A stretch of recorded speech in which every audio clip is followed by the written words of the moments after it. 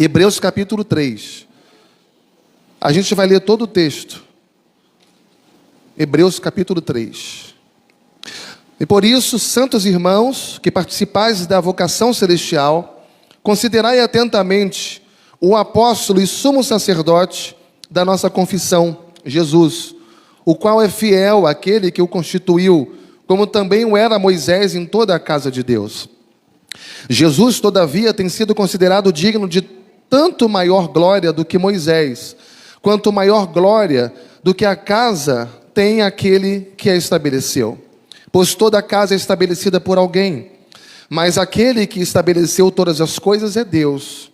E Moisés era fiel em toda a casa de Deus, como servo, para testemunho das coisas que haviam de ser anunciadas. Cristo, porém, como filho em sua casa, a qual casa somos nós, se guardarmos firme até o fim a ousadia e a exultação da esperança. Assim, pois, como diz o Espírito Santo, hoje, se ouvirdes a sua voz, não endureçais o vosso coração, como foi na provocação, no dia da tentação no deserto, onde os vossos pais me tentaram, pondo-me à prova, e viram as minhas obras por 40 anos. Por isso me indignei contra esta geração e disse: esses sempre erram no coração, eles também não conheceram os meus caminhos. Assim jurei na minha ira, não entrarão no meu descanso. Tende cuidado, irmãos, jamais aconteça haver entre qualquer de vós perverso coração de incredulidade que vos afaste do Deus vivo. Pelo contrário, exortai-vos mutuamente cada dia, durante o tempo que se chama hoje, a fim de que nenhum de vós seja endurecido pelo engano do pecado. Porque nos temos tornado participantes de Cristo, se de fato guardarmos firme, até o fim, a confiança que desde o princípio tivemos. Enquanto se diz, hoje, se ouvirdes a sua voz, não endureçais o vosso coração, como foi na provocação. Ora, quais os que, tendo ouvido, se rebelaram? Não foram de fato todos os que saíram do Egito por intermédio de Moisés? E contra quem se indignou por 40 anos? Não foi contra os que pecaram, cujos cadáveres caíram no deserto? E contra quem jurou que não entrariam no seu descanso, senão contra os que foram desobedientes? Vemos, pois, que não puderam entrar por causa da incredulidade. Fala conosco, Senhor, nesta manhã ímpar, nessa manhã tão significativa para mim e para o teu povo. Que a tua palavra seja como uma flecha e o nosso coração como o alvo certo.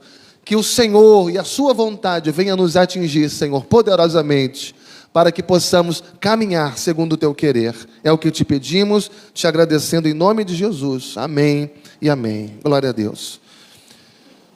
Nós precisamos ter o cuidado de não cairmos no engano, de olhar para o homem, de olhar para o líder, de olhar para o pastor, de olhar para o diácono, para o irmão, para a igreja, e não olhar para Jesus. Esses irmãos para o qual o texto foi escrito eram crentes, e eles estavam perdendo a motivação na caminhada de fé.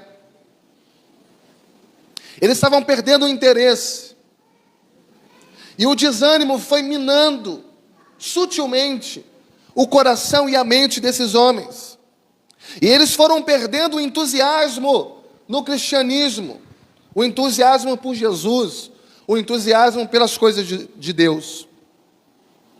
Muitos que eram cristãos estavam querendo voltar ao judaísmo, voltar às práticas antigas, deixar de seguir Jesus para voltar a seguir os princípios de Moisés. E essa carta é uma carta de exortação para apresentar que Jesus Cristo é melhor do que todos os outros representantes da fé. Jesus Cristo é maior do que os profetas. Jesus Cristo é maior do que Moisés, é maior do que Josué, é maior do que Arão, é maior do que os anjos. Ele é maior do que tudo e do que todos. Ele está acima de tudo. Ele está acima de todos. Hebreus capítulo 3 é o nosso texto.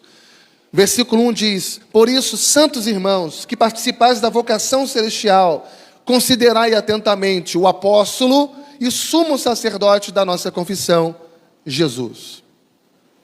Nós temos alguns princípios. O primeiro, o autor da carta, ele reconhece que esses destinatários, eles são leitores e crentes verdadeiros. Eles são crentes verdadeiros. 3 detalhes, apenas no versículo 1, sobre aqui os leitores originais. O primeiro detalhe, eles são santos. O texto chama ele de santos irmãos. E o que são santos, no contexto bíblico, são pessoas que foram santificadas. Pessoas que foram santificadas. Ou seja, eles receberam de Cristo a santificação. Receberam de Cristo a justificação pela fé. Eles são santos. São crentes verdadeiros. Segundo ponto, eles eram irmãos. O texto diz santos irmãos. Então, esse termo, santos irmãos, identificam essas pessoas como integrantes da família de Deus. São irmãos, filhos de Deus.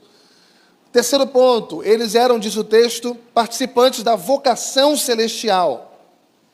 Participantes da vocação celestial. Significa que nós estamos na igreja, eles estavam na igreja, porque eles tinham sido chamados eficazmente por Cristo, chamados para a salvação. Chamados para a salvação. É isso que é vocação celestial, que diz o texto. E se eles foram chamados, é porque eles foram eleitos. Mas é interessante nós observarmos aqui o privilégio de sermos chamados por Deus, nos dá uma grande responsabilidade. Você, quando é chamado por Deus, você não vive mais a vida que vivia antes. Você, quando é chamado por Deus, você não está sendo chamado apenas para viver numa comunidade de fé. Você, quando é chamado por Deus, você não é chamado apenas para viver numa grande família, num grande grupo de amizade. Você, quando é chamado por Deus, você é chamado para uma grande responsabilidade. E essa grande responsabilidade está explícita aqui na segunda parte do versículo 1, quando diz: considerai atentamente. Por isso, santos irmãos que participais da vocação celestial, considerai atentamente. Diga comigo: considerai atentamente. E o que significa isso? Significa que agora que você foi chamado por Deus e você faz parte da família de Deus, você precisa prestar mais atenção. Você precisa estar mais atento. Considerai atentamente. Significa você observar mais. Significa você fixar os seus olhos espirituais na pessoa de Jesus Cristo. Esqueçam Moisés, esqueçam Josué, esqueçam Melquisedeque, esqueçam Arão, esqueçam os anjos, esqueçam o diácono, esqueçam o pastor, esqueçam o bispo. Todas essas pessoas são servos de Deus. Nós temos que olhar para Jesus. As pessoas vão falhar, mas Jesus é infalível. Olha para Jesus, não olha para o homem. Hebreus 12 diz que nós temos que correr a carreira que nos está proposta, olhando firmemente para quem? Jesus. E por que nós temos que correr a carreira firmemente olhando para Jesus? Número 1, porque Jesus é o enviado de Deus. Ele é um apóstolo com A maiúsculo. Ele é um enviado de Deus. Foi Ele quem revelou Deus a nós. E ninguém conhece a Deus se não for através de Jesus. Ninguém vai ao Pai se não for através do Filho. E segundo, porque Ele não é somente apóstolo, mas o texto diz que Ele é o sumo sacerdote da nossa confissão. Em outras palavras, Ele trouxe Deus para nós e Ele também é aquele que nos leva até a presença de Deus. Ele é o nosso intercessor. Ele intercede por nós. Ele realizou o sacrifício por nós. Ele é o autor e o consumador da nossa fé. É interessante porque o texto nos convida a olhar para Jesus. O texto nos convoca a sermos leais a Jesus. O texto, ele nos chama a entendermos que ele é de fato, Jesus, o objeto da nossa esperança. Ele é o nosso Senhor, ele é o nosso Salvador, ele é a nossa esperança. E uma pergunta retórica que eu faço para você nessa manhã é: por que muitos crentes têm caído? Por que você tem encontrado muitos irmãos na fé desanimando na caminhada? Desanimando de fazer parte de igreja, desanimando de atuar nos ministérios da igreja. Por que você tem encontrado cada vez mais pessoas assim, que no final das contas vão associar-se ao grupo de desigrejados? Desigrejados há bem menos de 10 anos, eram cerca de 1 milhão. 5 anos atrás, estavam se falando de 5 milhões de pessoas que bate no peito dizendo que tem a sua relação com Deus, mas não quer saber de igreja. E agora são quase 10 milhões de desigrejados só no Brasil. Por que você encontra, irmãos, desanimando da fé e caído? São crentes desanimados. A resposta é simples: porque tiraram os olhos de Jesus e colocaram seus olhos nas pessoas.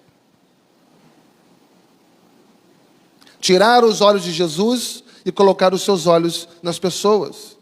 E a gente começa a olhar para homens. E a gente começa a olhar para as fragilidades, para os erros, para as imperfeições. E a gente começa, é uma degradação. A gente começa a olhar para os defeitos da igreja.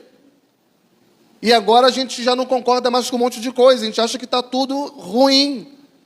E a gente começa a gerar um vazio, um poço sem fundo de insatisfação dentro de nós.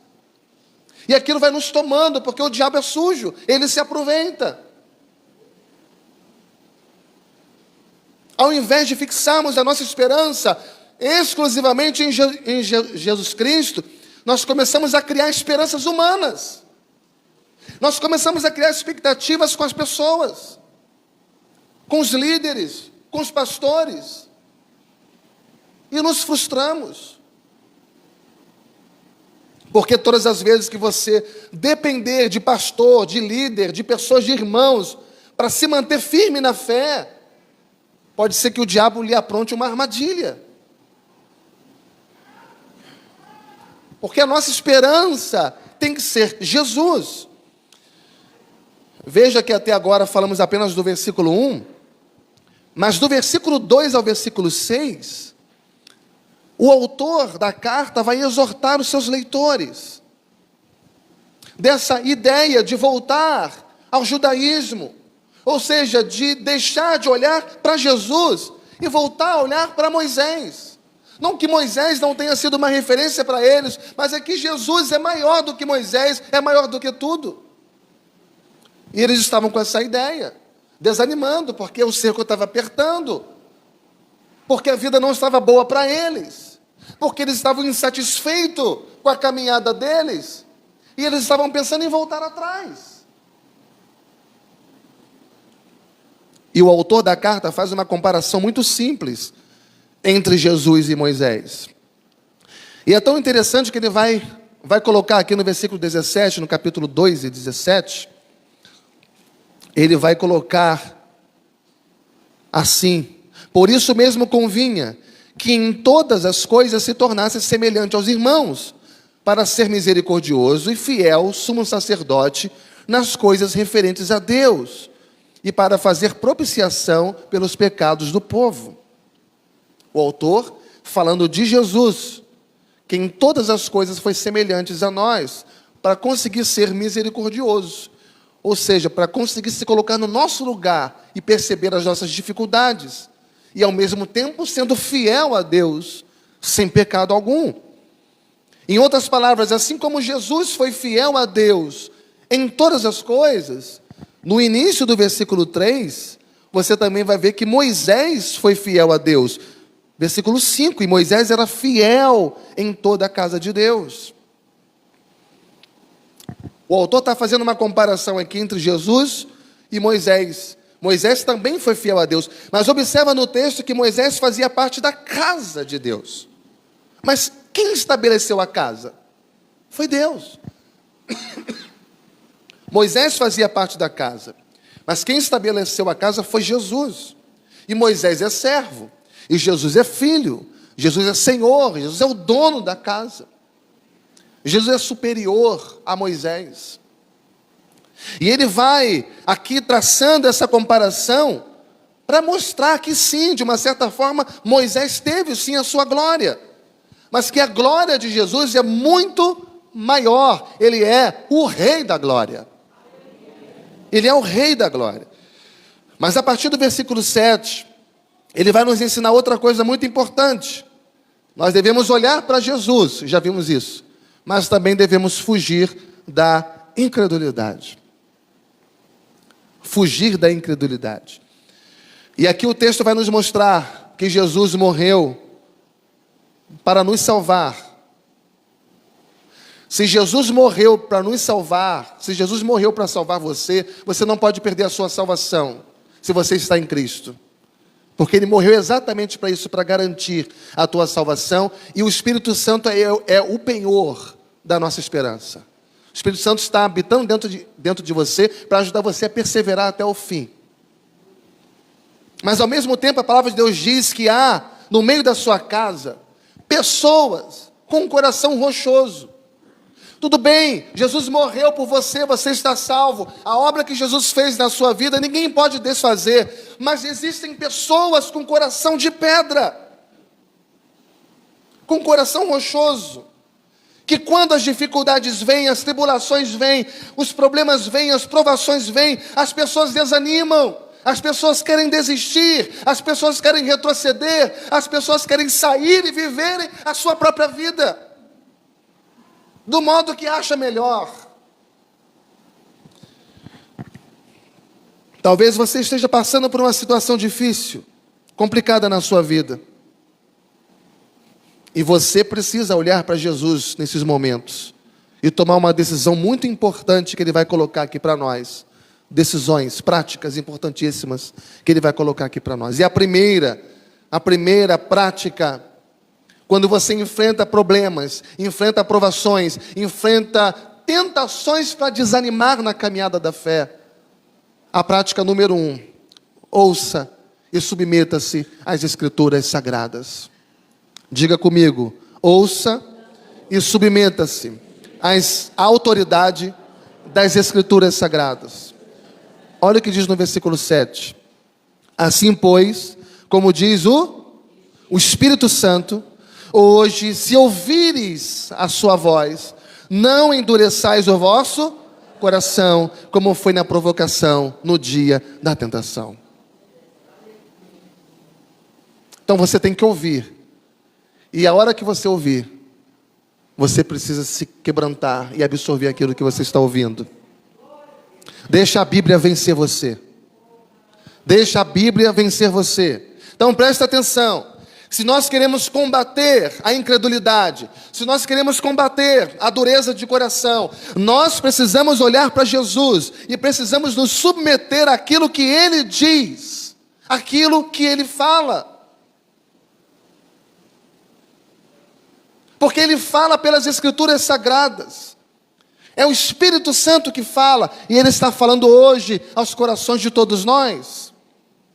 Então nossa primeira atitude para fugir da incredulidade, para você não cair na tentação de desanimar na caminhada de fé, é justamente essa: ouça, ouça, ouça. O Espírito diz hoje, hoje, o Espírito Santo fala conosco hoje. É só você ler a palavra de Deus, porque Ele vai falar com você. Então olha para Jesus, ouça Jesus, obedeça a Jesus, submeta-se à autoridade da palavra de Deus.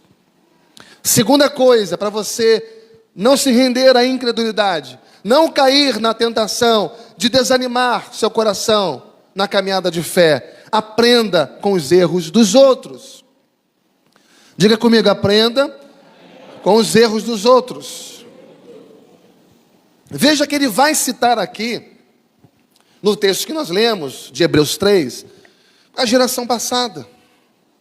Ele vai dizer, olha como que aquelas pessoas, elas caíram no deserto, morreram, por murmurarem, por desanimarem na fé. E é importante que a gente saiba, irmãos, que as histórias bíblicas estão registradas aqui, não é só para a gente ficar contando historinhas para as crianças, ou só para a gente passar o nosso tempo lendo alguma coisa interessante, mas, sobretudo, as histórias bíblicas estão registradas aqui para nós não cometermos os mesmos erros que alguns cometeram no passado. Então nós vamos aqui para Números 13, vamos começar a ver aqueles irmãos que saíram do Egito, foram libertos para herdar a terra que mana leite e mel, e agora eles estão reclamando no deserto, estão murmurando contra Moisés, estão murmurando contra Deus, e eles pereceram no deserto sem entrar na terra. Aí eu vou olhar para aquilo e vou dizer, meu Deus, olha o perigo que tem de eu ficar vivendo a vida reclamando, vivendo a vida com rebeldia, vivendo a vida desobediente. Eu não vou chegar lá. Eu nunca vou chegar na promessa de Deus. Eu vou perecer, eu vou cair, porque foi isso que houve com aqueles homens ali. Então as histórias bíblicas são registradas justamente para que nós não cometamos os mesmos erros, para que nós não caiamos na besteira de provocar a ira de Deus. Está tudo escrito para a nossa edificação. A história citada em Salmo 95 está registrada em Êxodo, no capítulo 17. A Bíblia está interligada e tudo está ali para o nosso aprendizado. Mas eu vou pedir que você abra em 1 Coríntios capítulo 10. Deixa em Hebreus aí, Hebreus 3, marca. E vai comigo em 1 Coríntios, capítulo 10, versículo 11.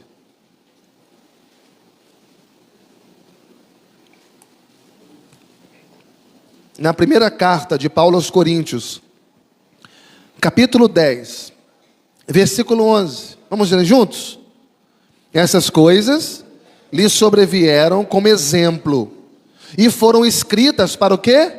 Advertência nossa, de nós outros, sobre quem os filhos dos séculos têm chegado.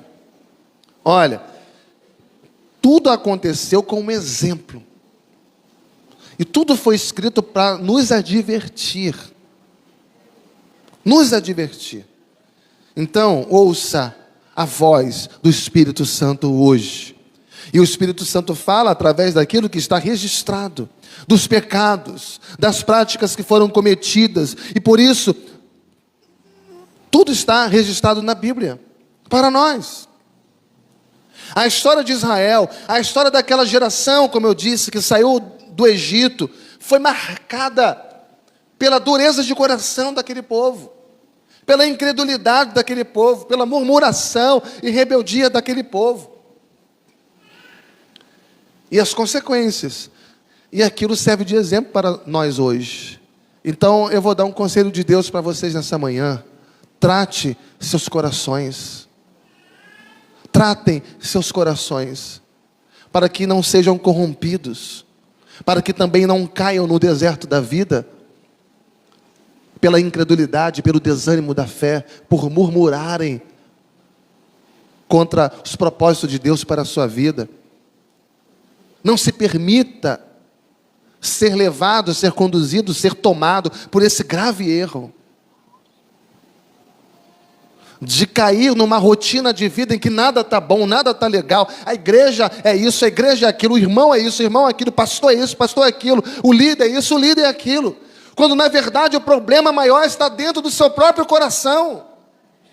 É ali, porque não é o que vem de fora que contamina a gente, mas é o que está dentro de nós. Cuidado. Submeta-se à autoridade das Escrituras. Olha os erros de outras pessoas. Olha os erros do passado. E como que Deus foi firme em tratar esses erros. Mas em terceiro lugar, guarde o seu coração contra o pecado. Diga comigo, guarde o seu coração contra o pecado. Veja no versículo 12, Hebreus 13:12. Tende cuidado, irmãos, jamais aconteça haver em qualquer de vós perverso coração de incredulidade que vos afaste do Deus vivo. A quem o autor alerta aqui? Aos irmãos. Tende cuidado, irmãos. Cuidado, cuide do seu coração.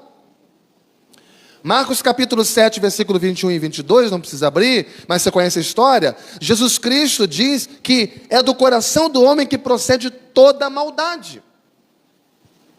Ele diz ali que o que contamina o homem não é de fora para dentro, mas é de dentro para fora, é o próprio coração do homem. É do coração do homem que saem as maldades, é do coração do homem que sai o homicídio, é do coração do homem que sai o adultério, é do coração do homem que sai a traição, é do coração do homem que sai todo tipo de imundícia. Por isso você tem que guardar o seu coração, porque dele procede as fontes da vida. Não adianta você querer que um rio flua com as águas limpas, se a nascente está podre, está suja, está contaminada. Se a nascente está contaminada, todo o curso se contaminará.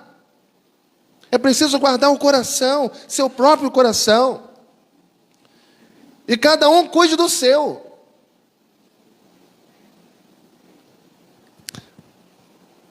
É Provérbios 4:23. Sobre tudo que se deve guardar, guarde o coração, porque dele procedem as fontes da vida.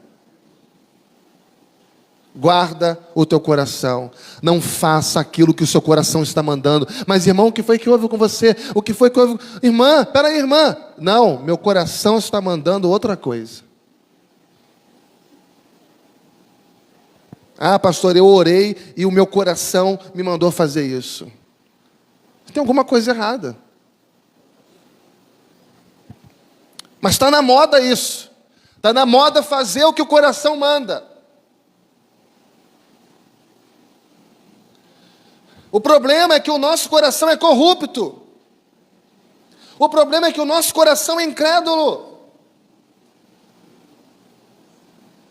Então eu tenho que ter cuidado exatamente com o meu coração, para que o meu coração não seja corrompido pela incredulidade.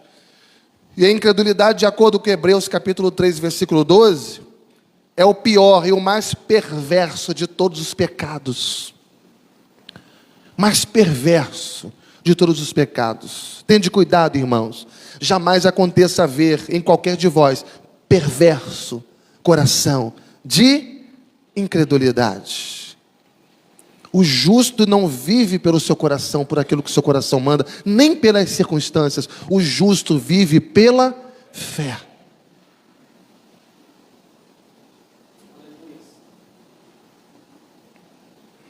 Jesus não fez tantos milagres em Nazaré, porque os nazarenos não criam em Jesus.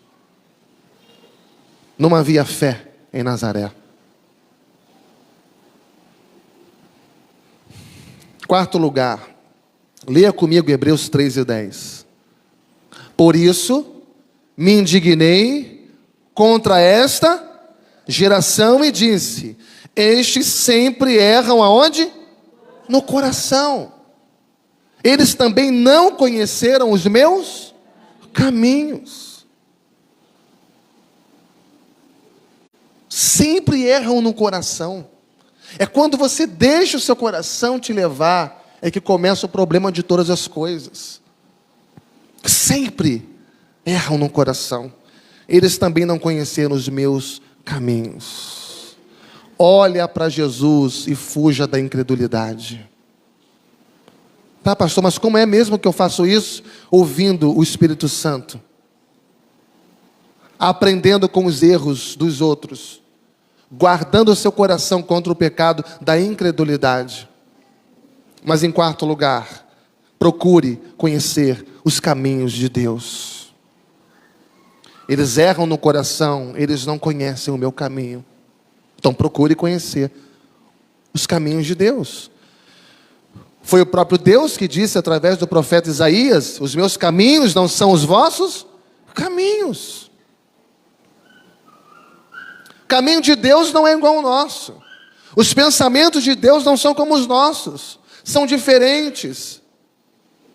São maiores, são melhores do que os nossos. E o caminho de Deus, na maioria das vezes, é um caminho não convencional. Não adianta você olhar para uma direção achando que Deus vai fazer assim, assim, assim, assim. Porque o caminho de Deus é completamente diferente do nosso. Ele age, na maioria das vezes, de maneira não convencional, diferente, inesperada, surpreendente. Mas os caminhos de Deus são maravilhosos. O caminho de Deus nos conduz à prosperidade. O caminho de Deus nos conduz à vitória, aos acertos, ao triunfo. O caminho de Deus é perfeito. E a palavra do Senhor é poder. Você precisa crer na bondade de Deus. Porque muitas vezes a gente até conhece os caminhos de Deus, mas tantas vezes a gente não tem coragem de andar nos caminhos do Senhor. Você conhece, mas você sabe que se andar pelo caminho de Deus vai exigir renúncia de tantas coisas que você não quer renunciar. Principalmente renunciar ao seu orgulho, a sua soberba, o seu ego. Ou o nosso orgulho, é muito melhor assim, a nossa soberba, o nosso ego. A gente sabe que vai ter que abrir mão disso e se quebrantar. E a gente não quer. A gente conhece o caminho de Deus, mas não quer andar nele.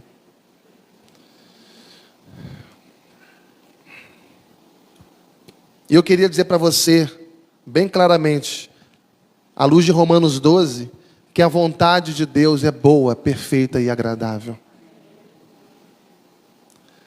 Os caminhos de Deus não são os nossos caminhos. Há caminhos que para o homem, diante dos nossos olhos, parecem caminhos bons. Está tudo perfeito. Eu vou deixar isso aqui para assumir aquilo ali. Eu vou largar isso para encontrar com aquilo. Eu vou desfazer disso para fazer aquilo. Eu vou desconstruir aqui para construir ali. Está tudo perfeito, está tudo se encaixando, pastor. Olha como que as peças se encaixaram, está tudo bem. Meu coração está até em paz. Cuidado com isso, meu irmão. Cuidado com isso. Porque há caminhos que aos nossos olhos parecem corretos, parecem direitos, mas no fim deles é morte. É morte. Então, não ande nos seus caminhos, ande nos caminhos do Senhor. Ande nos caminhos do Senhor, por mais espinhoso que pareça, por mais estreito que pareça, por mais apertado que pareça, por mais dolorido que pareça, e algumas vezes até insuportável que pareça. Quantas vezes eu orei a Deus e perguntei para Deus: Deus, o porquê eu estou passando isso? Você deve ter orado também assim, muitas vezes. Quantas vezes eu orei a Deus e disse: Deus, me tira disso. E quantas vezes Deus disse para mim: quem colocou você nesse deserto foi eu. Para você aprender. E às vezes quando a gente está para pisar no deserto, a gente quer fugir. E tantas vezes foge para um atalho. Essa foi a tentação de Isaac em Gênesis 26, descer ao Egito, não ficar no deserto, e para um caminho muito melhor, aparentemente aos olhos humanos, muito mais fácil, com benefícios. E Deus disse: não desças ao Egito. Mas eu ficar aqui no deserto, vai ficar aqui no deserto, e eu serei com você. Eu te abençoarei aqui no deserto. Mas eu quero você no deserto, porque o deserto é a escola de Deus. E a gente quer fugir exatamente do deserto.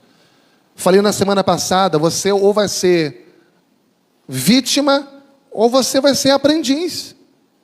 Porque a vítima começa a perguntar para Deus: por que eu estou nesse deserto? Por quê? E se revolta contra Deus. Ou tenta buscar um outro caminho melhor. Seu próprio caminho. Mas o aprendiz diz: Deus, como que eu posso glorificar o teu nome nesse deserto? De que maneira o Senhor quer que eu te sirva nesse deserto?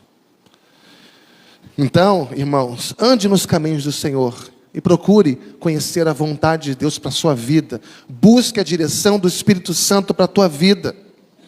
Amém, irmãos? Mas em quinto lugar e último, eu quero destacar aqui o versículo 13. Vamos ler juntos? Hebreus 3 e 13. Vamos juntos? Pelo contrário, exortai-vos mutuamente cada dia, durante o tempo que se chama hoje, a fim de que nenhum de vós seja endurecido pelo engano do pecado. Exortai-vos mutuamente todos os dias. Alerta, desperta, corrige, consola, conforta, disciplina, um ao outro, todo dia, para que o coração de vocês não fique endurecido pelo pecado. E acontece que às vezes a gente vai exortar, o irmão faz bico. As pessoas não estão aceitando a exortação mais. São vítimas. Ficam condoídas, se rebelam.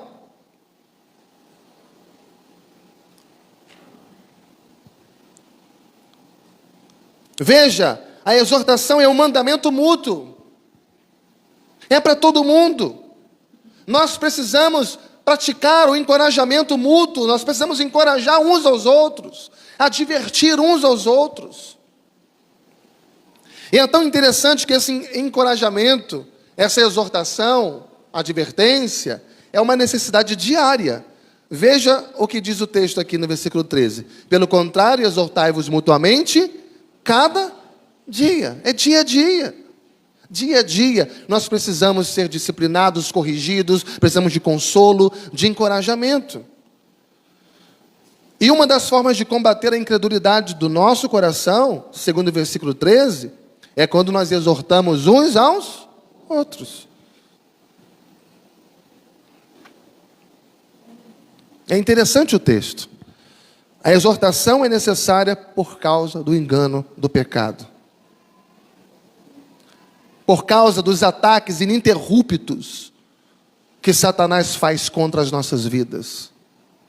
Satanás está 24 horas tentando derrubar você, destruir a tua fé em Cristo Jesus. E ele vai usar pessoas que você ama, ele vai usar pessoas que você admira, ele vai usar pessoas que estão próximas a você, ele vai usar pessoas do teu convívio, pessoas que se falarem duramente vão doer no teu coração, ele vai usar. Acautelai-vos para não caíres em tentação. A maneira que tem para combater a incredulidade, o desânimo espiritual, é exatamente esse choque térmico.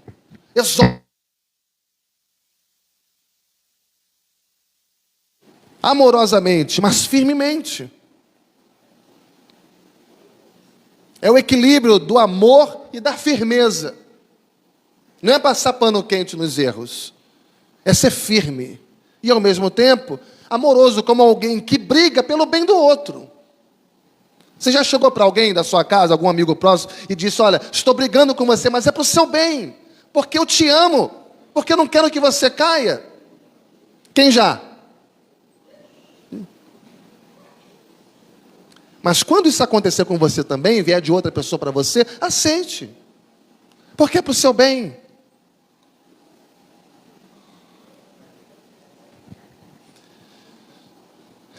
É uma das formas de combater a incredulidade do coração, exortando uns aos outros, de acordo aqui com o versículo 13. E é uma proteção também contra os ataques do maligno, contra as nossas vidas. Esse texto é maravilhoso porque ele nos exorta a tirar os olhos das pessoas. A tirar os olhos das pessoas. Tire os olhos de Moisés, o autor diz. Agora chegou a hora de você colocar os seus olhos em Jesus. Tire os olhos dos líderes, tire os olhos do pastor, tire os olhos dos irmãos, das pessoas, tire os olhos da igreja, olha para Jesus. Porque se você for olhar para homens, por melhores que eles sejam, por mais amigos que eles sejam, eles vão falhar, você vai desanimar. Eu não quero que você seja tomado pela incredulidade. Olha para Jesus.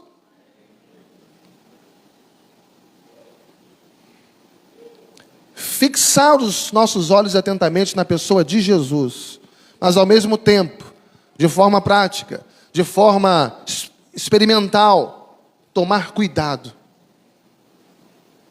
Olhar para Jesus e tomar cuidado para não ser enganado, para não ser iludido. Nós precisamos fugir da incredulidade. Cuidado com a crise da incredulidade. Em algum momento da caminhada de fé, os melhores, os mais firmes homens de Deus e mulheres de Deus são tentados a entrar num ciclo, numa fase de crise de incredulidade. Porque existem momentos da nossa vida que as coisas definitivamente não vão caminhar como a gente quer. E a gente tem dificuldade com isso. Porque a gente quer se sentir no controle das coisas. A gente quer se sentir dominando as coisas. Nós somos assim. Fomos criados por Deus para dominar toda a criação. Quando as coisas fogem do nosso domínio, nós entramos numa crise. Então vamos orar. Somos servos de Deus, vamos clamar a Deus. E tem hora que parece que Deus não está fazendo as coisas que a gente quer. A gente quer que Deus faça as coisas do nosso modo, do nosso jeito. E quando a vontade de Deus ela caminha oposta à nossa, a gente entra em crise. Parece que está dando murro em ponta de faca. Cuidado com a incredulidade. Cuidado com o desânimo espiritual. Cuidado porque o nosso coração se contamina fácil demais. Então guarda o coração. Guarda a palavra de Deus no teu coração para você não pecar contra Deus. E por isso eu quero encerrar nessa manhã, já convidando os músicos e desafiando toda a igreja, para que possamos viver olhando para Jesus e guardando o nosso coração de toda a incredulidade, porque é isso que vai nos dar perseverança. É isso que vai fazer você perseverar até o fim. É isso que vai fazer você ser fiel até a morte. É você olhar para Jesus e guardar o teu coração de toda a incredulidade. É isso que vai te dar firmeza nos seus passos na caminhada de fé, no seu coração, na sua mente. É isso que vai te dar esperança. É isso que vai te dar perseverança. Isso vai acontecer na sua vida à medida em que você olhar para Jesus e à medida em que você guardar o teu coração de toda a incredulidade. Amém?